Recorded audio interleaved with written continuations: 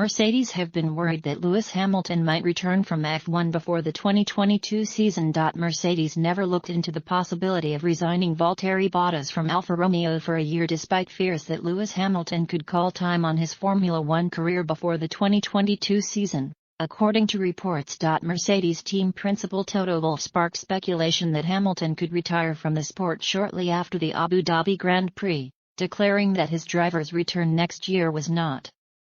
a foregone conclusion. Admitting that it's not possible for himself or Hamilton to ever get over the events of the race and admitting they're both disillusioned with the final outcome, Wolff said, "I very much hope that Lewis continues racing because he's the greatest driver of all time. We will be working through the events over the next weeks and months, and I think that as a racer, his heart will say, I need to continue, because he is at the peak of his game.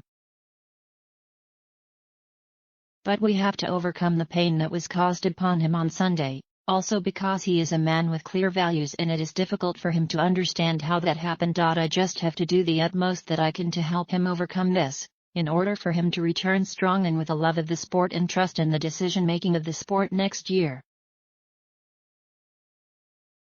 Despite withdrawing an appeal into race director Michael Massey's management of the race, Mercedes and Hamilton remained disappointed at how Massey allowed cars between Hamilton and Red Bull's Max Verstappen to unlap themselves while not allowing those behind the judgment to also do so. That gave Verstappen, on newer tires, the advantage over the Briton in the last lap dash to the finish, and he overtook Hamilton to reach the checkered flag first and clinch his first Drivers' Championship.